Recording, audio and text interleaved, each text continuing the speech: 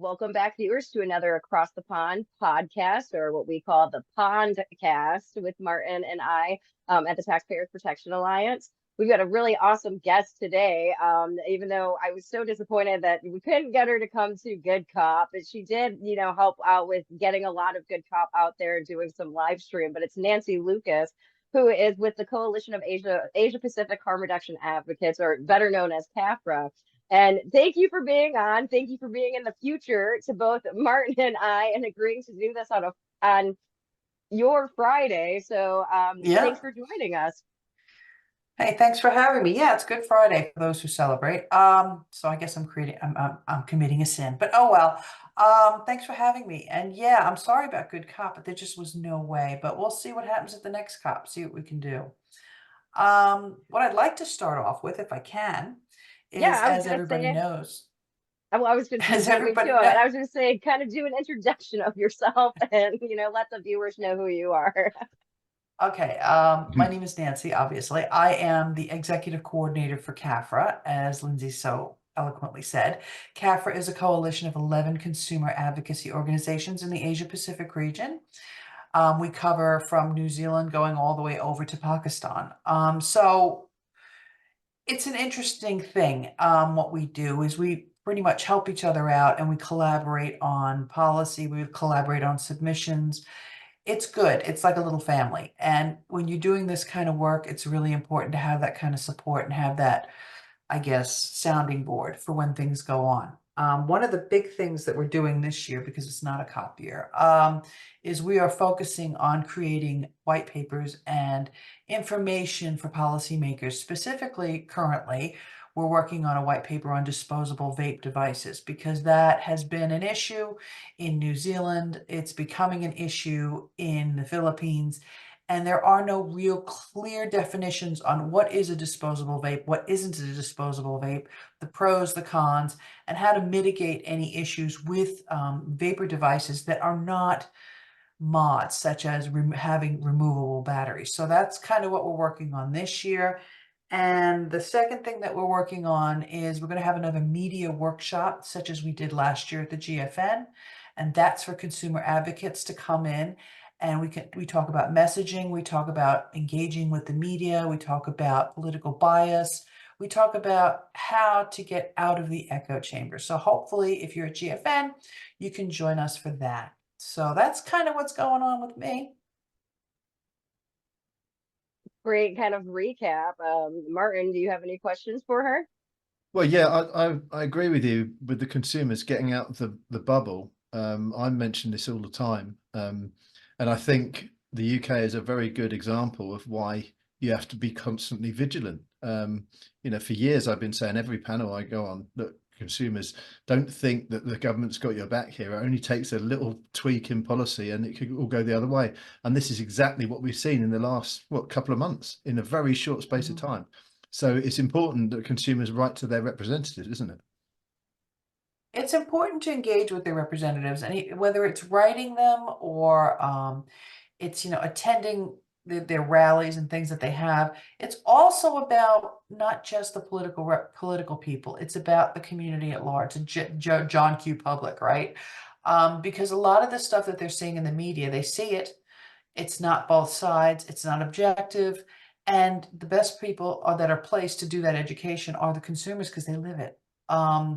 So it means getting out there, and a lot of consumers don't want to get out there, or they don't feel they have the skills to get out there, or the words, or you do, okay? And that's kind of the point of the media workshop, is to give them that support and give them that boost, like, you can do this. This is how you can do this, because a lot of them don't know. They just don't know. So hopefully it helps. So I would before we were before we went live, I know we talked about some of the things I wanted to discuss with you, and I think this is a really good segue again from the consumer side. For people who aren't aware, COP is the Conference of the Parties, which is for the Framework Convention of Tobacco Control, which is the health treaty from the World Health Organization. The World Health Organization is actually under the United Nations. And Nancy's been doing a big focus on this United Nations. One of their core pillars is the goal of human rights. The goal, and their goals include, protection and promotion of human rights, empowering the population of these rights, and to exert them and to enable the state and other national institutions to implement measures to protect people's human rights. And there's this really big sense that within the FCTC that whole principle, human rights, is completely gone when it comes to the adults who smoke. And as we saw at the end of COP 10, the head secretariat was like, we don't care about the people who smoke because even if one kid starts smoking, it's bad. So can you talk more about this whole, this human rights aspect? And I guess, why consumers are so important to, I guess, force the WHO to recognize these adults who do smoke.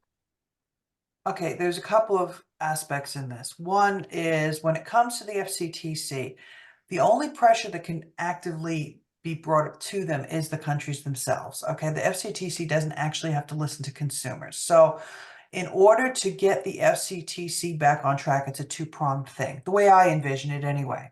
One is to get the consumers to really put the pressure onto their governments and their representatives to say, hey, you're representing me. These are my concerns. These are my issues. And yes, you are beholden to the UN right to health. Okay. The second thing that some of the organizations need to do, specifically the regional organizations, I think, and CAPHRA has done this, is to submit a complaint to the UN CHR, which is the UN Human Rights Commission of Human Rights, because the WHO FCTC sits under the United Nations, as you mentioned, and there is a code of conduct. Now, the WHO also has a code of conduct, but ultimately, as sitting underneath the UN code of conduct, then the WHO code of conduct. And the WHO FCTC is not following any of the tenets really with that, by being exclusionary, by the unprofessional behavior that they've exhibited, especially, like you said, at the end of the COP, when, Marquez made that statement about we don't care about smokers.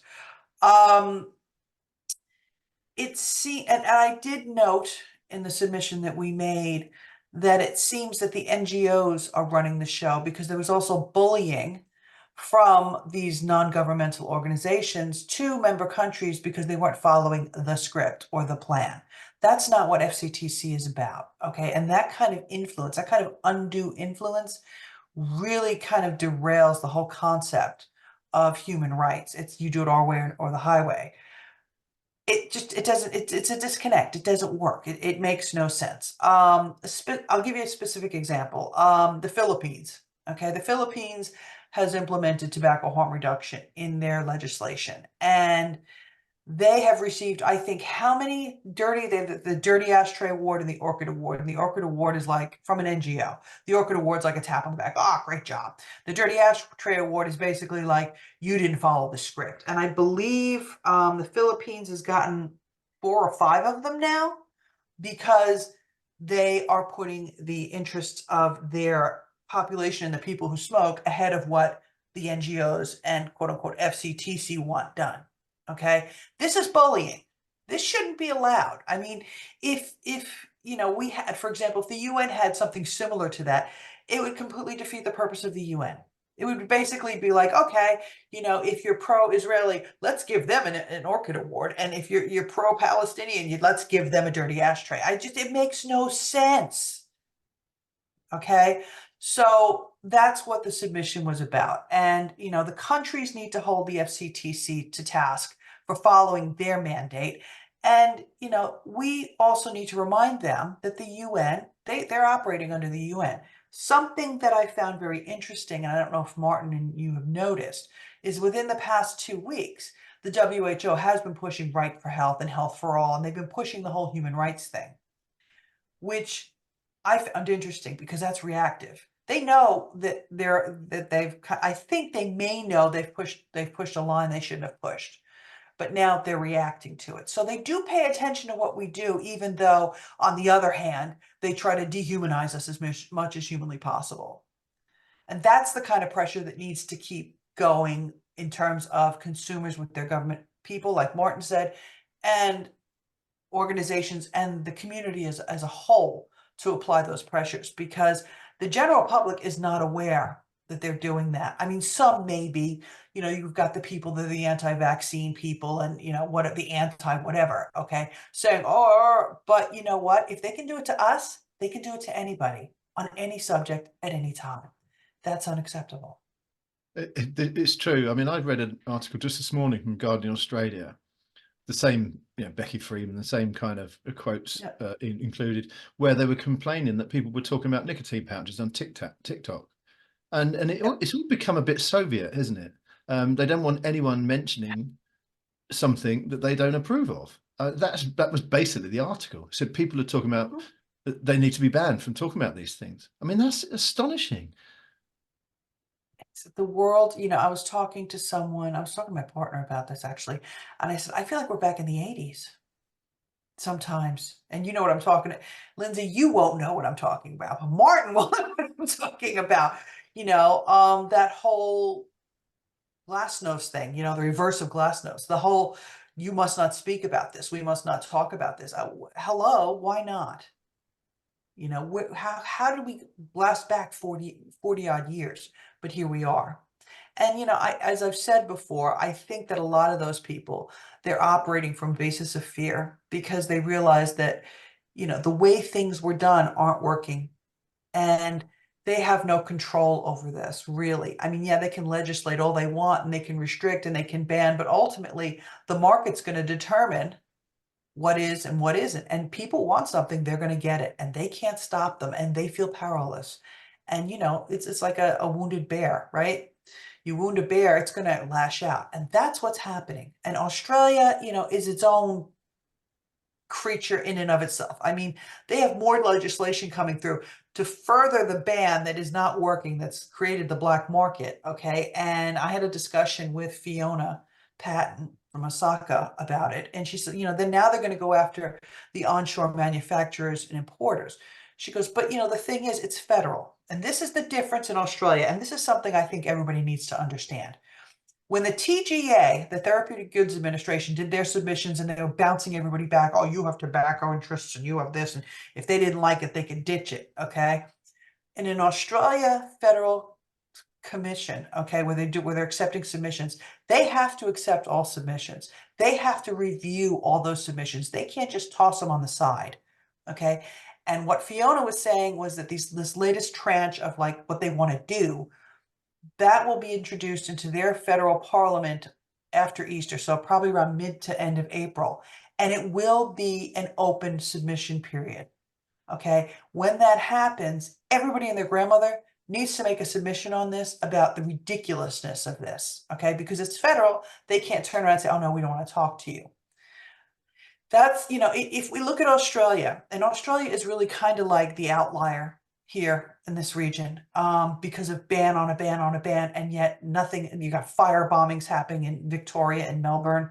You've got, you know, a raging black market, and you've got these people just singing like it's like Nero fiddling, you know, on Rome Burns. There's a great big disconnect there, and that's the kind of stuff that we have to try to push back because we don't want that fire spreading throughout the region. In the Philippines, they're legalized. They're dealing right now with black market tobacco. And also there's some issues in the vaping side of it with one or two manufacturers, importers, and distributors doing things they shouldn't be doing. Because in the Philippines, you've got to understand the main regulation is tax. It's tax stamps, kind of like tobacco, it's tax stamps. And now they're dealing with that. It's interesting to see that happening in Australia. Then the Philippines is trying to maintain a regulated market. And then we come to New Zealand, where as of, I think it was the 21st of March, we were supposed to have 3 things implemented, and they only implemented 1, which was the names of flavors, which is ridiculous. But they implemented, okay, you can only use these names from this list, you know, pick one from here and one from here, and that's it. Okay, but originally they were supposed to be banning disposables. And their definition of what a disposable was ridiculous. Their definition of a disposable was anything that didn't have a removable battery, and didn't have a child lock and didn't turn off after 10 minutes or something. So those other aspects of equipment have now been pushed back to October. and the vendor association is working on trying to get the clarification and the definition of what is a disposable vape. This is now, because of what's happened in the UK, this is now becoming an issue in Asia Pacific. So we're working on a white paper to define that. This is disposable, this is not a disposable, because ultimately, if we go by the definition that New Zealand was using, which was pulled, I think, from the TPD, it was anything that, didn't have a removable battery. Well, no, that doesn't work like that. Internal battery, like this, right? It's rechargeable. You've got a refillable pod. New Zealand considers that a disposable. It's not. Okay. So these are the issues that we're dealing with. And yes, the UK farts and everybody smells it. So we have to be reactive and proactive at the same time. That's kind of where we're sitting at right now in Asia Pacific. Why is there all of this pushback on vaping in New Zealand? I know, I mean, Martin's in the UK. We can discuss for days about this whole 180 his government's decided to do. And it was like, New Zealand, our mecca, like of harm reduction, at least recognizing tobacco harm reduction. And then boom, like almost overnight, it just seemed that they did the 180 as well. And it does seem like it's a little bit of a rat race between the two countries on who can tackle the fake youth vaping epidemic. Okay, the people that are behind the anti-movement in the UK are also very deeply entrenched with the University of Otago here in New Zealand. And, they're trying their damnedest to, implement something that's very similar to what Australia has. It's not going to work, of course, but that's what they're doing. So if something happens in the UK, you can pretty much expect that they're going to try to push it. Those same people that are, I guess, embedded in New Zealand are going to try to push the same thing. But it's telling that these last set of regulations that only the flavor names went through and not the rest of it. That's actually a good sign. I see that as a good sign, because it means that, they're going to step back and try to define what this is and then go ahead and do it. Not just off the cuff, we're going to do this. I mean, Martin, in the UK, I was talking to someone from the UK, and what I said, sitting here in New Zealand and looking at the UK, it looks like it's an election thing. Basically, everything that's happening in the UK right now is a matter of votes. Would that be a correct assessment? Yeah, but the problem is we've got literally the worst government in living history. These people are complete idiots. Not just the vaping policies, everything they've done is appalling, and they're going to get obliterated in the next election. There's no doubt about it. This very famous guy who's an expert on polling in the UK, he got a knighthood out of it because he's that good, and he's assessed that it's 99% certain that the Conservative Party is going to lose, and lose heavily as well. So it's not just this, and they're flailing around trying to get votes, and they think that because there's a furore about disposables, we ban disposables and the generation age ban, and everyone will vote for us. They won't. But what he's doing every time he announces these things, Rishi Sunak, his poll ratings go down even further because he's upsetting people. Yep.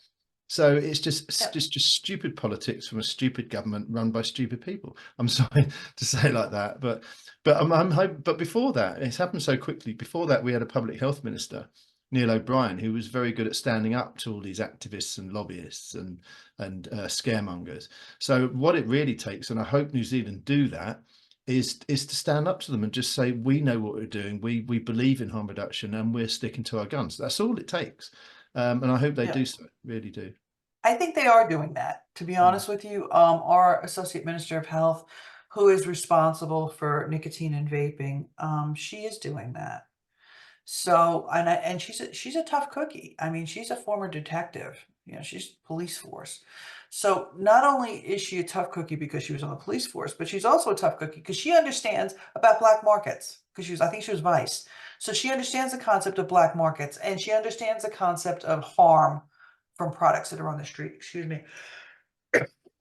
So I think that, she'll sit there and she'll politely listen, but she's going to go ahead and do what she's going to do anyway. But right now, our main issue here in New Zealand is making sure that definition of what is a disposable vape is very clear. And that's what we're all working on. So we'll see what happens. I don't think this government, and I may be wrong, and this may bite me in the ass, but I don't think this government is just going to follow along with what somebody tells them to do. They seem to be a little too independent for that. It's a national government. I don't know what the equivalent would be in the UK. I usually equate it to like the Republicans in the States. They tend to be pro-business. They tend to be very much pro, free will, free market, and all of that. So I can't see that they would do something like what's going on in the UK. But then again, nobody ever expected the UK to go the way it did. So it's one of these things where you always have to stay on top of it. And people, especially the people that vote, need to be made aware of these things, that these people can turn on a dime. And it has absolutely nothing to do with you as a constituent. It has everything to do with their own political power. Yeah, that's why we have to keep reminding them we're still here. That's what I've said, and I hope people in the UK recognise that now, because I had people saying to me, "It's never going to happen to us. The government's got our back." Well, it hasn't anymore, and it's happened in such a short space of time. So you've got to be vigilant all the time. I just want to talk about Australia for a minute. There's been a bit of pushback in Australia, hasn't there? The opposition party have said this is crazy.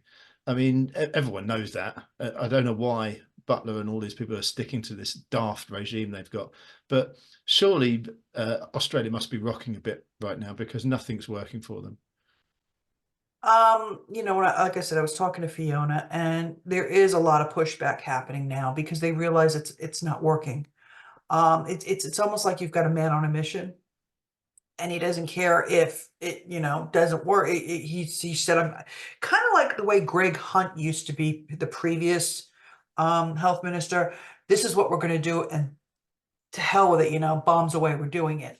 And it's going to bite them, and it is already starting to bite them politically. There is pushback about pushing through this next batch of legislation. It'll be very interesting to see what happens in the UK, in Australia, when the Parliament comes back. But what'll be more interesting is that federal commission looking at what is going on. That is going to be the telling sign to say, yeah, you guys, this isn't working. And so we just have to wait and see. I've read that their election hopes are faltering. There was an election in Queensland, I think, where the incumbent was supposed to win easily, and he lost. And even he said, I thought I might lose, but not that badly. So I don't know if it's Labour in Australia is getting everything wrong, like the UK government is, but yes, I don't know. Yeah, it is. It's very similar. It is very similar to what's happening in the UK, but you're dealing with a group of people that they feel entitled, so they're going to do whatever the hell they want to do. Pride goeth before a fall. That's the best way to explain it, I think. Pride goeth before a fall. So yeah, it'll be interesting coming up on this federal commission. Speaking to Alex Wodak, he's like, how long do you think this is going to last? I said, I give it a year, 18 months tops. I think it may be sooner if, the momentum continues. But again, in Australia, it's an issue of getting those consumers out there and speaking and putting the pressure on. That's one of the big ways that they can try to derail this, because the policy itself is a failure. So that all they need to do is capitalize on the failure of the policy. Boom, done. They just need to do it. One thing I find curious about Australia is the fact that this is a country which is thousands of miles from its nearest neighbours, and they can't stop a black market. Okay, they're near China, which is one thing, but they can't. And yet there are some countries, I'm not going to mention them, in Europe who are talking about banning just about every nicotine product, and they say that, oh, the black market won't happen. No, that won't happen. That's just the big tobacco say that will happen. That won't happen. I mean, if they can't stop illegal imports in Australia, what chance has, say, Belgium or the Netherlands or Germany got? Absolutely no. You've got freedom of movement in the EU. You can just walk across the border without showing a passport. Well, there's that, but also you've got to remember Australia and New Zealand at the coastline. You've got coastline. Yeah. Okay. And in Australia, the Border Patrol and Customs have already said they don't have the resources to go through each and every package and scan each and everything. I mean, but there was, of course, about 2 weeks ago, I heard that somebody made a flavor order and it came in and they did pull it on them and destroy it. But the same as with New Zealand. They don't have the resources. They don't have the money to go and scan every package. And it's, the more they say they're going to ban something, the bigger the market comes because, they're just like everything else that's illegal in Australia and in New Zealand. Okay. New Zealand, I mean, it's even more geographically isolated than Australia. And here we are. Okay.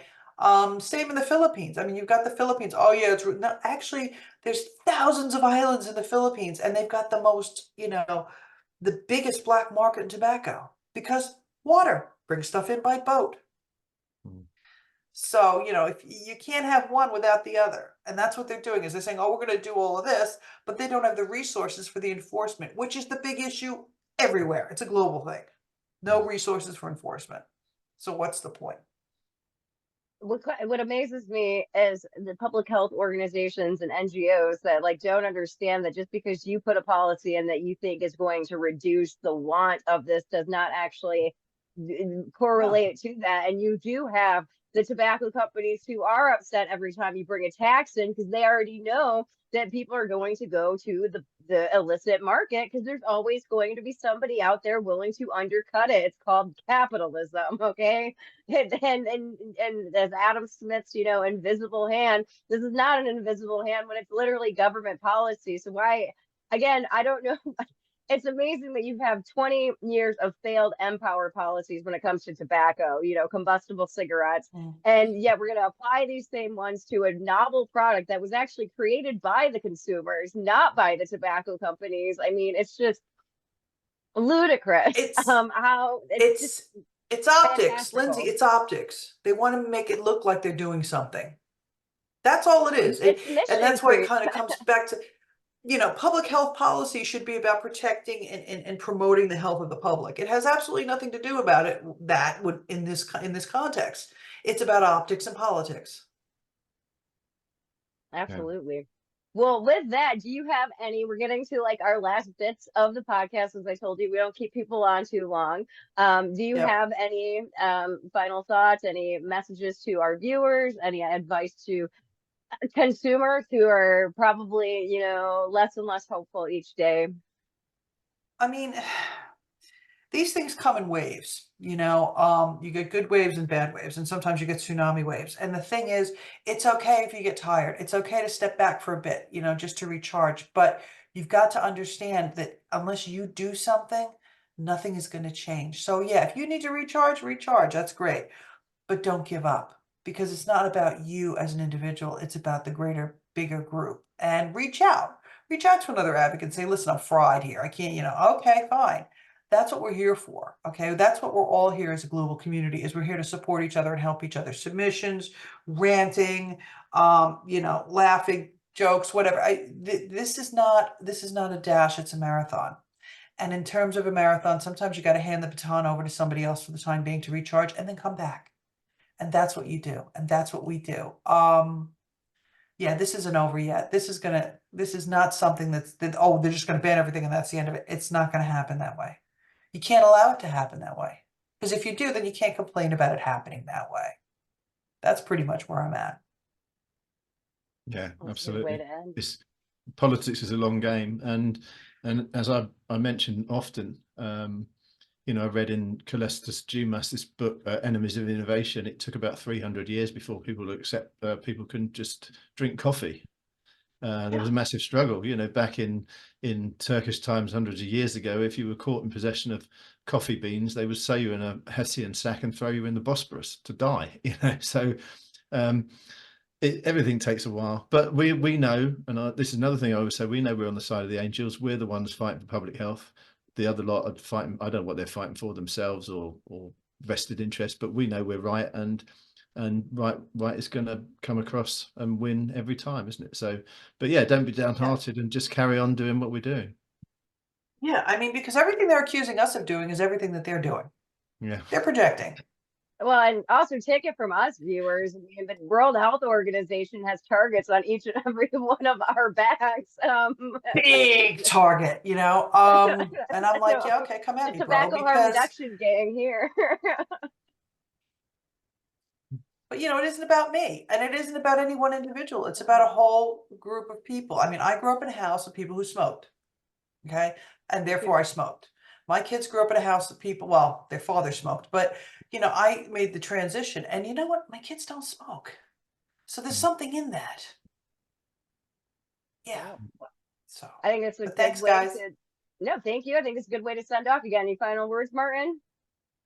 No, just thanks for coming, Nancy. It's always good to talk to you, and hopefully we'll see you in Warsaw. Yeah, you'll see me there. Yeah, we'll see her. Yeah. So, well, thank you, viewers, for checking out another episode of our Across the Pond podcast. We do have a lot more in the line, so make sure that you are subscribed to our YouTube channel, Taxpayers Protection Alliance. And if you've got any suggestions of who you'd like to see, feel free to reach out to Martin and I. Thanks again for watching.